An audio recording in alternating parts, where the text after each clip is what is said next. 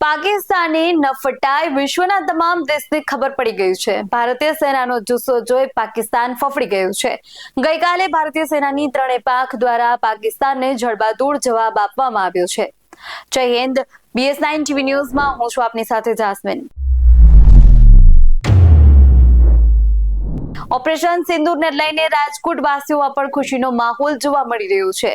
રાજકોટમાં યુવા વર્ગે ભારતીય સેનાની કામગીરીને વખાણી હતી। ભારતીય સેનાનો ઉત્સાહ વધારવા માટે સૂત્રોચ્ચાર કર્યા। ત્યારે શું કહી રહ્યા છે રાજકોટ વાસીઓ, ચાલો સાંભળીએ। ભારત પાકિસ્તાન વચ્ચે જે યુદ્ધ ચાલી રહ્યું છે ને ભારતીય સૈનિકો પાકિસ્તાની સૈનિકોને ધૂળ ચટાવી રહ્યા છે, તે વચ્ચે રાજકોટ વાસીઓ શું કહી રહ્યા છે, આપણે સીધી જ રાજકોટ વાસીઓ સાથે વાત કરીશું। જે રીતે અત્યારે ભારતીય સૈનિકો છે તે પાકિસ્તાની સૈનિકોને ધૂળ ચટાવી રહ્યા છે, આ મુદ્દા જે ગઈકાલે રાત્રેથી લઈને આજ વહેલી સવાર સુધી ભારતીય સેનાએ જે પરાક્રમ કર્યું એ અકલ્પનીય છે।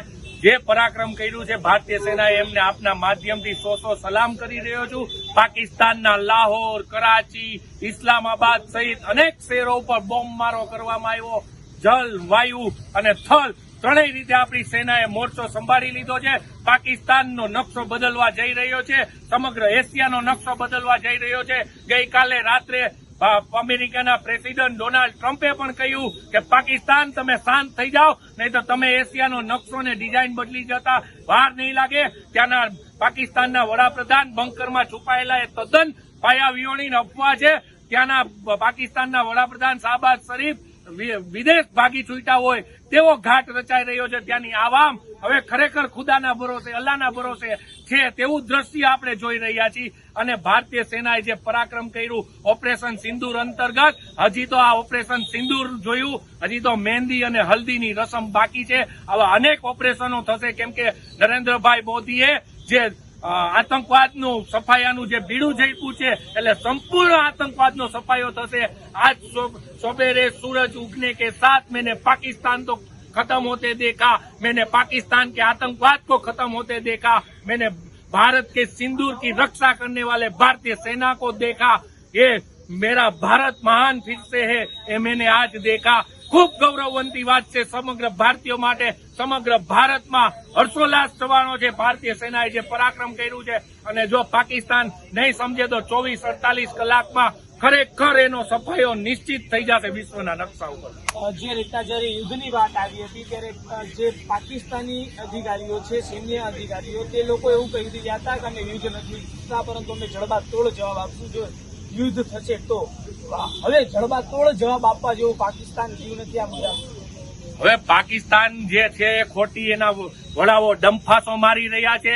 ત્યાંની જનતાને કેટલું બધું નુકસાન જશે આ લોકોને કાંઈ બુદ્ધિ વગરનાઓને ખબર નથી। પાકિસ્તાને જે જડબાતોડ જવાબની વાત કરી, એના બિલાવર ભુટ્ટોએ જે વાત કરી કે લોહીની નદીઓ વહેશે, અમે તો લોહીની હોડીઓ રમશું પાકિસ્તાનીઓના લોહીથી।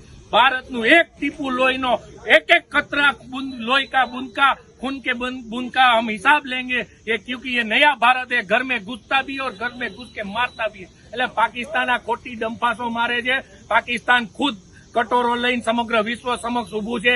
એની પાસે નથી ડિફેન્સ, નથી અટેક, એની પાસે નથી કોઈ ઇકોનોમીની વ્યવસ્થા। કઈ રીતે પાકિસ્તાન જડબાતોડ જવાબ આપશે મને સમજાતું નથી। અને એને જે કાયરતાપૂર્વક હુમલો કર્યો આપણા 30 નાગરિકોને પહેલગામ ને કાશ્મીરની અંદર જે ગોળીઓ ધરબી દેવામાં આવી, ધર્મના નામ ઉપર ગોળીઓ ધરબી દેવામાં આવી, એના અંતર્ગત આપણે મુંહતોડ જવાબ આપ્યો છે। આ સિંદૂર ઓપરેશન હાથ ધરી અને કહ્યું એમ હજી તો મહેંદી અને હલ્દીની રસમ બાકી છે। 2-4 દિવસમાં 24-48 કલાકમાં પાકિસ્તાન ખો ભૂલી જશે ને એને સરેન્ડર ભારતીય સેના પાસે કરવું જ પડશે। જે રીતના જે પાકિસ્તાનની ભારત વચ્ચે અત્યારે યુદ્ધ ચાલી રહ્યું છે, આ યુદ્ધને લઈને જે રીતના ગઈકાલે રાત્રિથી ભારતીય સેના છે તે પાકિસ્તાન ઉપર હુમલો કરી રહી છે, અનેક વિસ્તારો પાકિસ્તાનના નાશ પામ્યા છે। ચોક્કસપણે આપે જે રીતે કહ્યું કે કાલે સાંજથી જ પાકિસ્તાન જે નફટાઈ પૂર્વકનું જે કાર્ય કરી રહ્યું છે અને ભારતના જુદા જુદા જે રહેણાંક શહેરો ઉપર એને બોમ્બ મારો અને ડ્રોન એટેક કરવાનો જે પ્રયાસ કર્યો, પરંતુ ભારતીય સેના જલ, થલ અને વાયુ ઉપરાંત ભારતીયની જે એર ડિફેન્સ સિસ્ટમ છે તેના સામે તે નેસ્તો નાબૂદ થયું છે પાકિસ્તાનની મિસાઇલો। અને ભારતીય સેનાએ ખૂબ જ શૌર્યભર્યું કાર્ય કર્યું છે અને હજી પાકિસ્તાનને આમાં સમજી જવાની જરૂર છે। બાકી પાકિસ્તાનનું ભૂગોળ બદલાઈ જતા વાર નહીં લાગે. પાકિસ્તાન સમજી જાય કે 1971 વાળી થવા જઈ રહી છે 2025માં. જેમ પાકિસ્તાનના 2 કટકા થયા હતા એમ હજી પાકિસ્તાનના 4 કટકા થશે તે નિશ્ચિત છે. એટલે પાકિસ્તાન હજી શાનમાં સમજી જાય. બાકી પીઓકે તો ભારતમાં પડવાનું છે તે નિશ્ચિત જ છે.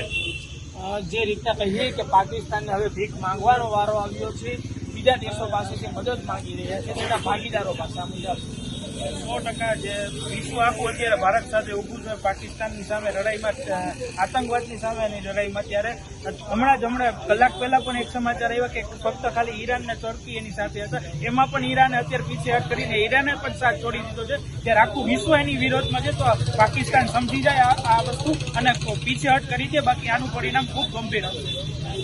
જે રીતના પાકિસ્તાન જે ખાતા ફોજદારી કરતું હતું, આમાં ક્યાંક ખોટું પડ્યું હોય ને હવે અત્યારે એવી સ્થિતિ હોય કે કોઈ સામે લડી શકે નથી, પરંતુ જે રીતના ભારતીય સૈનિકો છે તે હજુ તેને જવાબ આપવા માટે તૈયાર છે.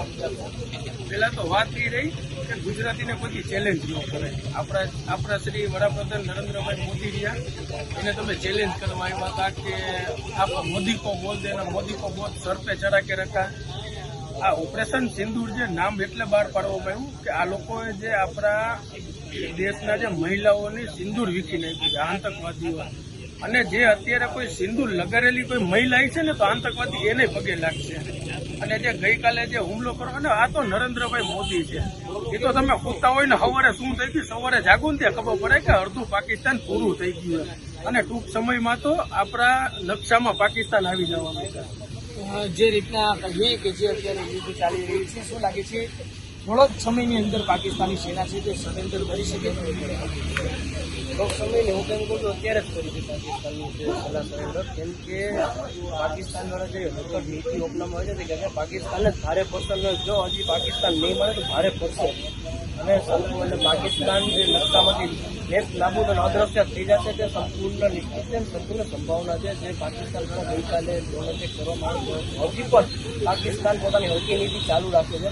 પાકિસ્તાન સમજી જાય કે પહેલેથી ભીખ માંગુ જ દેશ છે અને હજી પણ લોકો સાથે અલગ અલગ પાસે લોકો પાસે ભીખ માંગી છે. પાકિસ્તાન સમજી કે હું એટલા જ છે, સંપૂર્ણ આખું વિશ્વ ભારત સાથે ઊભું છે અને ભારત આતંકવાદ સામે કડક કાર્યવાહી કરશે અને સક્ષમ પણ છે. જે રીતના કહીએ કે અત્યારે જે ભીખ માંગવાનો પાકિસ્તાનનો મારો આ મુજબ તો પહેલેથી પાકિસ્તાન અત્યારે ભીખ માંગે એવું છે. 1971માં પણ પાકિસ્તાને સામેથી સરેન્ડર કરી દીધું છે. ત્યારે આપણે કહી શકીએ કે સાલ બધા અમારી સલાહ કરશો કે વહી પુરાના પાકિસ્તાન સમજી જાય. અથવા તો જેમ પાકિસ્તાનના વડા જે દેશ છોડી ભાગી ગયા છે તેમ પાકિસ્તાનના જે અલગ આતંકવાદી સંગઠનો છે, અલગ અલગ આતંકવાદીઓ છે પણ સંપૂર્ણ છે ને એની લોહીની નદી હશે તે પણ સંભાવના છે. જે ચોક્કસથી લોકો કહી રહ્યા છે કે જો આગામી દિવસોમાં હજુ પણ યુદ્ધ ચાલુ રહ્યું તો પાકિસ્તાન છે તે વિશ્વના નકશામાંથી હટવા માટે જઈ રહ્યું છે. કેમેરા પર્સન મોહિત ભાઈ સાથે Sahil Chappa, BS9 TV news Rajkot. દેશના દરેક ખૂણે ભારતીય સેના માટે લોકો ગર્વ અનુભવી રહ્યા છે અને સેનાની ત્રણેય પાંખને લોકો બિરદાવી રહ્યા છે. આ વિશે તમારું શું માનવું છે અમને કમેન્ટ કરીને ચોક્કસથી જણાવજો. આવા જ વધુ અહેવાલો સાથે મળતા રહેશું. તમે અમારી YouTube ચેનલને સબસ્ક્રાઇબ કરવાનું અને અમને Facebook તથા Instagram પર ફોલો કરવાનું ભૂલશો નહીં. બાકી અવનવી અપડેટ્સ માટે આપ જોતા રહો BS9 TV ન્યૂઝ. નમસ્કાર.